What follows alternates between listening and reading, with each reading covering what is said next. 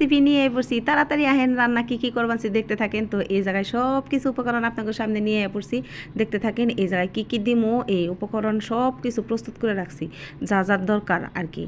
মটকা রান্না রেসিপিতে কী কী লাগে, প্রথমে এসে গরুর মাংস, আপনারা চাইলে খাসির মাংস দেওয়া করা হবে না, আমার কাছে গরুর মাংস আছে আর আমি গরুর মাংস করছি। আর এই জায়গায় গরুর মাংস প্রায় 1.5 কেজি পরিমাণ। আর এই জায়গায় সরিষার তেল, এইটার পরিমাণটা আমি দেখে দিব। আর এই জায়গায় হলুদ, শুকনা মরিচ, সজের গড়া যা আছে সব এইখানে। আর হয়েছে লবণ, রসুন আদা বাটা, বেরেস্তা, আর হয়েছে রসুন বাটা। আর এই জায়গায় 11টা এলাচ নিছি, জিরা আর গোলমরিচ নিছি 10টা, নিয়ে ব্লেন্ড করছি। আর এই জায়গায় হয়েছে আপনার পেঁয়াজ, আর মূল উপাদান হয়েছে রসুন আর শুকনা মরিচ, কাঁচামরিচ।